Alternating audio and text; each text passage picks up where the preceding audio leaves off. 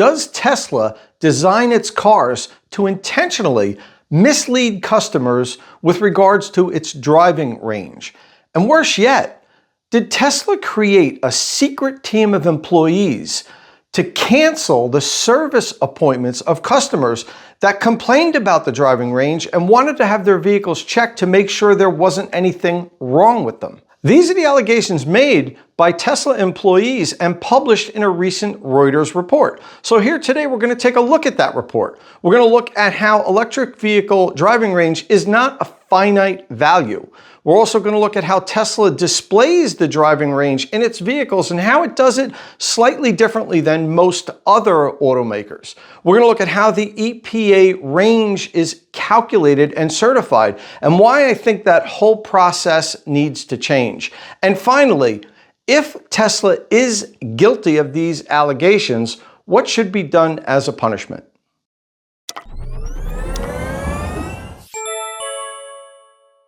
Okay, so let's look at the allegations made in the Reuters report in three parts. The first part is that Tesla vehicles cannot achieve their stated driving range. The second part would be that Tesla knew this and intentionally designed its software to inflate the driving range and basically lie to the customer. And the third part, and probably the most damning if true, is that Tesla created a secret diversion team.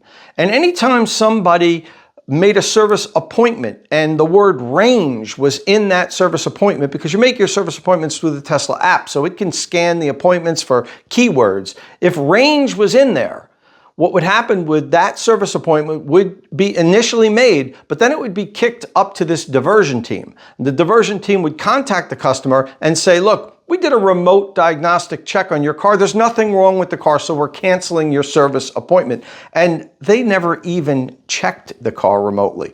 So that's the worst accusation, if true. So we're going to take a look at this in these three parts. Let's first start off with the fact that, or the allegation that Tesla vehicles cannot achieve their stated range. Okay, so Tesla vehicles cannot achieve their stated range. Now I'm going to give Tesla a little bit of a pass here, and that's because range is such a moving target. There is no one finite driving range. So many things affect the range of your vehicle: wind, topography, temperature, how much weight you're carrying in the vehicle. And there's one thing I will say, and I've driven pretty much every Tesla made, including the original Roadster.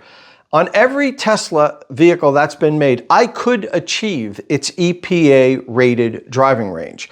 Now, I couldn't under normal driving conditions. If I were to just hop in the car and drive like I normally do, I would come far short of what the stated range is. But if I really wanted to hit that number, I could drive slow on back roads, 35, 40 miles an hour, take it really easy, take full advantage of regenerative braking, and I could nail that EPA rated range. However, that's not how most people drive. So most people that get in the vehicle will not be able to achieve its EPA rated range. And let's get to that EPA rated range right now.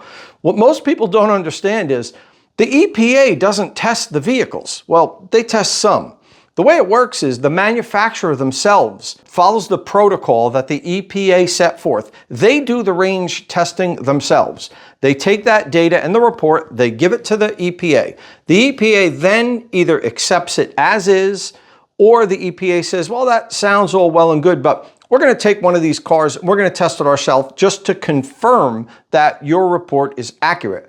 Now, the EPA doesn't have the funds to test every vehicle out there. I mean, there's hundreds of new vehicles every year across electric and combustion, and the EPA simply does not have the funds. So they cherry pick certain vehicles and then they test them to make sure that the manufacturer's report is correct. I think most people are under the impression that the EPA does this. The EPA doesn't. The manufacturer does.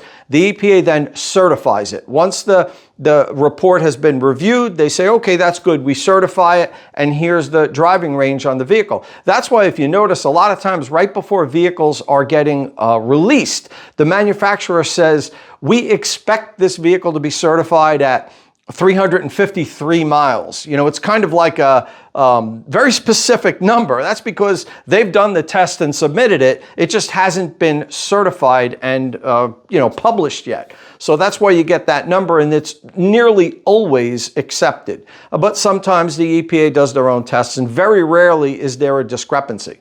Okay, so that's how the EPA certifies numbers. It gets even more complicated. That's because the EPA allows the manufacturers to choose which test they're going to do on their own vehicle. There's actually two different tests. There's the EPA 5-cycle test and the EPA 2-cycle test. The manufacturer gets to choose which one that they use for the certification. And I'm sure many manufacturers do both and see whichever one comes out with the best result, that's the one they use. Now, in most instances, we're finding that the 5-cycle test actually produces a higher range number. Not with every vehicle. It really depends on, it's vehicle specific, depending on which vehicles perform, whether at lower speeds or higher speeds, and how what type of heating and cooling systems they have, if they have heat pumps or not. That affects which one you're going to use. That's because the 2-cycle system basically is the manufacturer just has to run 2 cycles. And one is the highway cycle, one is the city cycle. They get a final result on the vehicle, and they have to discount it by 30%. So let's say you did your city cycle on your EV and your highway cycle on your EV, and you came up with 300-mile range average between the two. You then have to take off 30%. So that would be 90 miles. And you'd submit this being EPA certified as 210 miles. And that's because these tests are not nearly as strenuous as real-world driving, and they don't include climate control, heating and cooling, which takes away some of the range. Or the automaker can elect to do the 5-cycle test. They do those 2 cycles, then they do 3 more tests, and those include cold soaking the car so the battery is cold, also using the heating and air conditioning. They're more intrusive tests. Now, when you get the result of that, you only have to deduct, I think it's 23%. So it's like 7% less you have to deduct.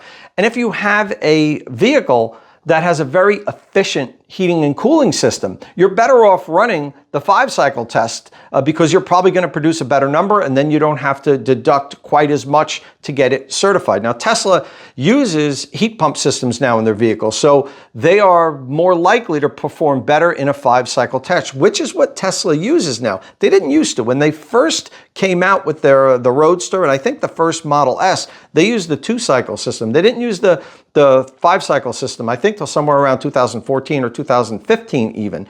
And we're going to get into that up next, talking about how the manufacturers can flip-flop between which cycle test they use depending on the outcome of their vehicle. So I think it's interesting that the manufacturer gets to choose, and there's no one standard that all the vehicles are being tested with. I think that needs to change. The EPA should come out with one test protocol that every electric vehicle uses, and quite honestly, I'd like to see them follow up and check and do their own testing on more vehicles, but we understand funding is low, and it's actually lower than it's been. I know that the previous administration here in the U.S.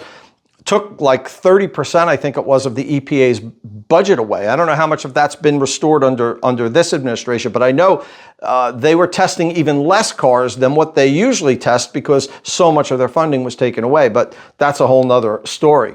So what I did was I went and took a look at the certification of every electric vehicle since 2012 to see which ones were certified on the 2-cycle system and the 5-cycle test. And I have them listed here according to years. Now, I'm not going to stop and go over every single one because it would take us, that would be a whole video in itself. But if you want, you can freeze the video now at any one of these years, take a screenshot or whatever, and you could see year from year which vehicles use the 2-cycle test, which vehicles use the 5-cycle test. And I also found it very interesting because you'll note that some of the manufacturers flip-flop. In one year, they'll use the 2-cycle, then the next year they use the 5-cycle. And there's even some instances with Tesla with the Model 3 where they had multiple variations of it in the same year, but on a couple of the models, they used the 2-cycle system, and then on most of the models, they used the 5-cycle. So evidently, there was some sort of an advantage there. They probably tested all their vehicles with both and then decided which ones would give just a couple more miles for that EPA certification. So this, in my opinion, is a faulty system and needs to change, and can only lead to companies gaming this system, which is perhaps something that Tesla's been doing. But I should mention that not all automakers try to maximize their EPA range rating, as strange as that may be. Some automakers actually publish a lower range rating than what their testing provided. Now, the EPA will allow you to do that. They'll allow an automaker to discount their range rating and lower it, in a sense. And why would you want to do that? Now, I've actually talked to some of the automakers that have done this in the past, and basically they said, we believe that this EV is probably going to be the first electric vehicle that our customer purchased, because EVs are still relatively new, and we wanted to underpromise and overdeliver. So what they'll do is, if the EPA range rating came in at 275 according to the 2-cycle or 5-cycle test, whichever one they did, they would tell the EPA, certify it for 265 miles, let's say, and knock off 10 miles just to err on the side of caution and underpromise and overdeliver. Tesla doesn't do that. As far as I know, they've never done that on any of their EPA range certifications. And, you know, I don't blame them for not doing that. You would think that you'd want to publish the highest number that you could, but some other automakers are taking a little bit of a different approach and saying, it's okay if our number looks a little bit less. The customer will be pleasantly surprised when they get the vehicle. This video, as well as all of the videos here on State of Charge, is sponsored by Qmerit. Once I've helped you decide which electric vehicle charger you're going to buy, then follow the link in the description of my videos and have Qmerit install it. Number 2, Tesla knew its vehicles could not achieve its EPA range rating. So what they did was create software that intentionally provided false information to the driver. Let's take a look at how Reuters explains this in their article. Tesla years ago began exaggerating its vehicle's potential driving distance by rigging their range estimating software. The company decided about a decade ago, for marketing purposes, to write algorithms for its range meter that would show drivers rosy projections for the distance it could travel on a full battery, according to a person familiar with an early design of the software for its in-dash readouts. Then, when the battery fell below 50% of its maximum charge, the algorithm would show drivers more realistic projections for their remaining driving range, this person said, to prevent drivers from getting stranded as their predicted range started declining more quickly. Teslas were designed with a safety buffer, allowing about 15 miles of additional range, even after the dash readout showed an empty battery, the source said. The directive to present the optimistic range estimates came from Tesla Chief Executive Elon Musk, this person said. Elon wanted to show good range numbers when fully charged, the person said, adding, when you buy a car off the lot seeing a 350-mile, 400-mile range, it makes you feel good. So allegedly, this directive came directly from Elon Musk, Tesla's CEO, and it was to make customers feel better about the driving range of their electric vehicle. Now, I've owned 2 Teslas, 2 Model 3s actually, a 2018 and a 2021. And in both vehicles, I found the main range estimator to be dramatically overinflated. I could never really achieve that range driving normally. Now, Tesla does allow you to toggle it to state of charge, which I always did. I much prefer looking at a state of charge number rather than the vehicle's estimated remaining range, because quite honestly, the vehicle doesn't know where you're going, how you're going to be driving, if you're going to add cargo, people in the vehicle, if it's going to get colder in an hour. So without all that knowledge, it's really not possible to have an accurate range prediction. And I have a lot of experience with regards to range and electric vehicles, more than most people, because I do these 70-mile-an-hour highway range tests, and I've driven dozens of electric vehicles from 100% charge down to zero on these 70-mile-an-hour highway range tests. And one of the things I've come to realize is that Tesla vehicles always underperform their EPA range rating, somewhere between 10 and 12% less. Now, most other automakers get closer to their EPA range rating when I do these 70-mile-an-hour highway range tests, and quite often the vehicles exceed the EPA range rating. One vehicle in particular, the Porsche Taycan, and I've range tested numerous versions of the Taycan, the Cross Turismo, the Turbo, the 4S. They always outperform their EPA range rating by as much as 30%. But Tesla vehicles consistently underperform somewhere between 10 and 12%.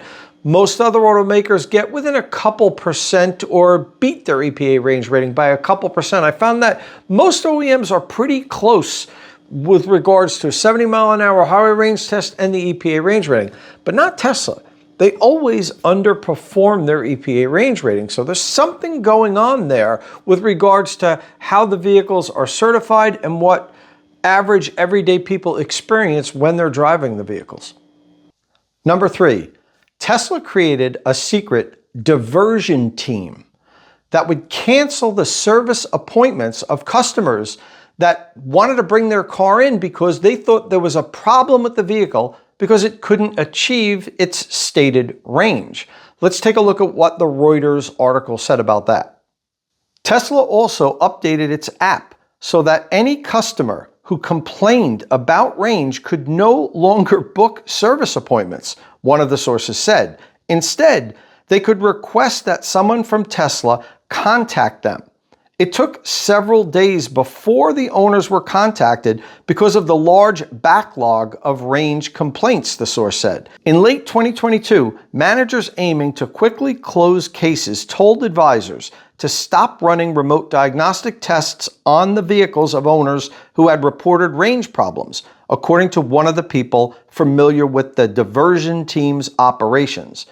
Thousands of customers were told there was nothing wrong with their cars by advisors who had never run diagnostics, the person said.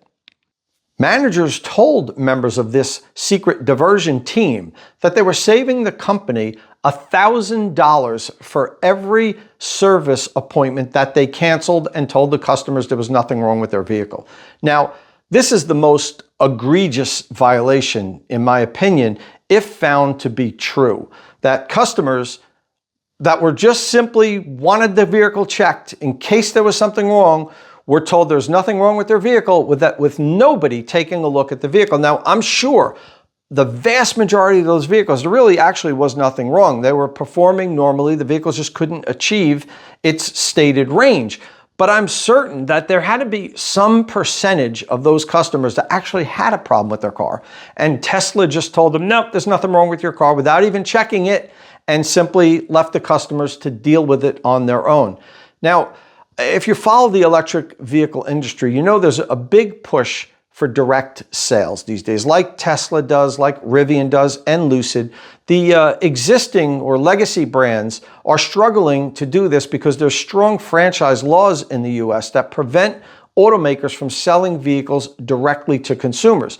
But all of the brands want to do this. They're all just trying to figure out how can we get around these franchise laws. Ford has come up with sort of an ingenious way to do it with creating this Model E division, and we still don't know if they're going to be able to fully get away with that. There's lawsuits in a bunch of states that are some states are going to prevent them from doing it, but they're trying to. And I think most consumers want the choice. We want to decide, do I want to buy from a dealership? I'll get it from a dealership. Do I want to buy direct?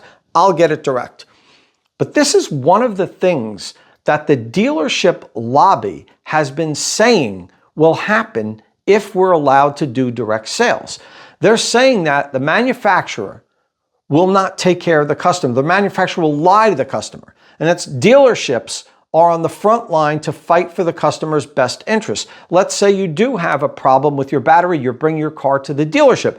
The dealer is almost like a neutral party here. They don't care if there's an issue, they'll fix it. And you know what? They get paid to fix it by the manufacturer. No money out of your pocket. It's under warranty. The manufacturer has to pay for it. And if there is a problem with the vehicle, they'll fight on your behalf. They'll say, no, Tesla or whomever, Ford, there's a problem with this battery. I need to replace it, or I need to replace a module, and we're going to do it. This is our customer. They're not happy because there's a problem. With Tesla, you don't have that middleman, which is good in some instances. But in an instance like this, there's no one to complain to. There's no one to fight on your behalf, which that is one thing dealers will do. If there's a problem with the vehicle that the manufacturer initially denies a warranty claim, the dealership will fight to get that warranty approved because they have a vested interest in it. They're going to make money performing that service visit. So, when we talk about dealerships wanting to go away, and we hear a lot of that with electric vehicle fans and advocates, we don't need dealers anymore. And I believe there needs to be some sort of a hybrid system where we can order direct if we want to. If you want to go to a dealer, you can do it that way. I think that's where we're eventually going to end up with. And I think service is going to still be done by dealerships. It's in the long run, that's how we're going to service the vehicles, but you will be able to buy direct.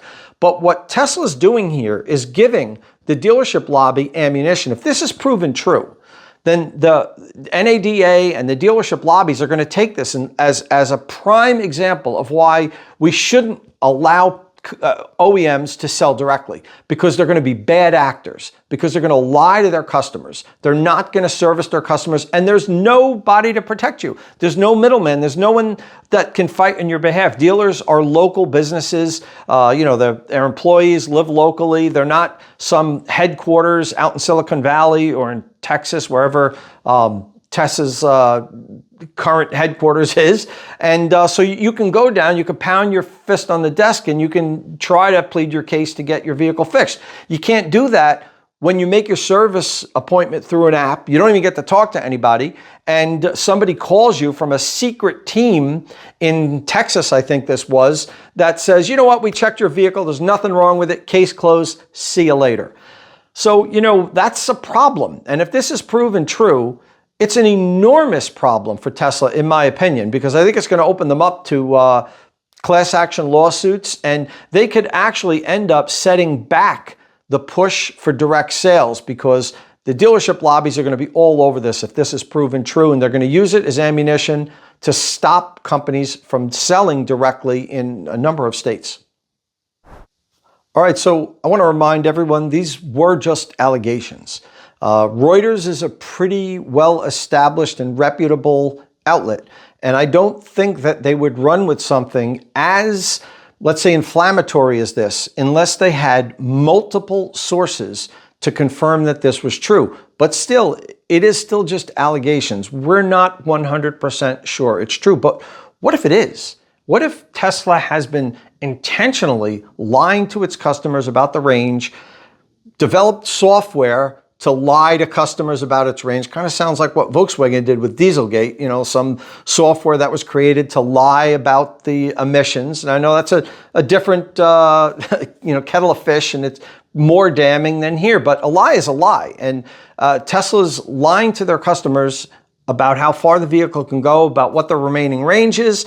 And then if you have a question, you just bought this beautiful new car from Tesla and you're concerned because it's not able to achieve the range that you expected it to. So let's take it to the service center and just have it checked, just to make sure it's not just me, that there is something wrong or isn't something wrong with the vehicle. And then they just cut that out, give you a call and tell you, you know what, we checked it remotely. You're good to go.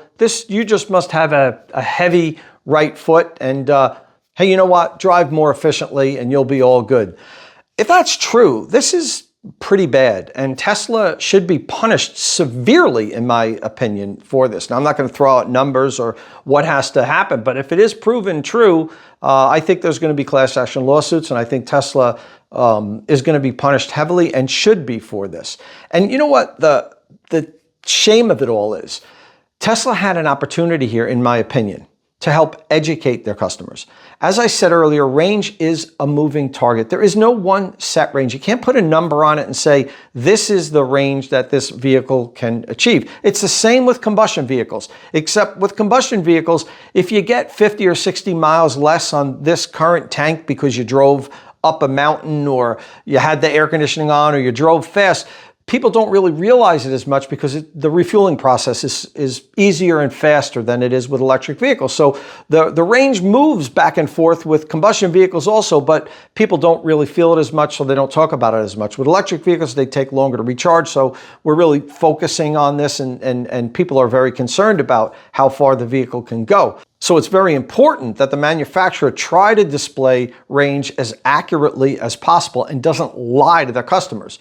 But what Tesla could have done in this instance is flag all of the service requests that have range in it like they did. And instead of calling the customers and saying, we did a remote diagnostic, there's nothing wrong, see you later, open up a conversation about range.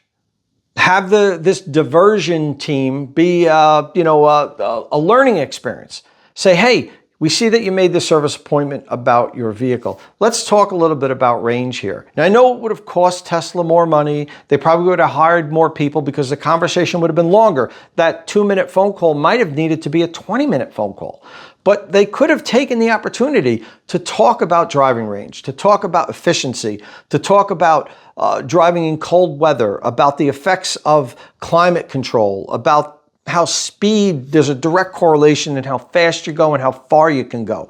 They could have taken this opportunity to try to help educate the customers and make them feel better about the range of the vehicle rather than the polar opposite and just cut them off, kick them to the curb and say, you know what, there's nothing wrong. You're imagining this whole thing. That's the shame of it all. They could have used this for educational purposes. They could have started this whole range conversation. They could have maybe called it something like, Range Academy. And when people made a service call about the range, before that vehicle could actually go to the service bay and have a service visit, they were required to have a conversation with one of Tesla's range experts to try to determine if there was a problem with the car, if it was just normal that the vehicle couldn't achieve the EPA rated range. And then run a remote diagnostic on the vehicle to tell them that the vehicle was fine or there was a problem.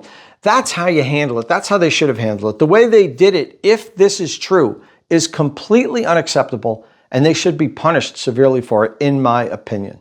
Listen, I know this is going to be a hot button topic. I know there's a lot of Tesla fans out there, some of which are not going to agree with my opinions here today. That's fine. I love when we disagree, as long as we can have civil discussions about it. And let's do that in the comment section below. So leave your comments and questions. We'll try to see if we can figure out what's going on here. And if Tesla is guilty, I'd like to hear what you think should be the punishment.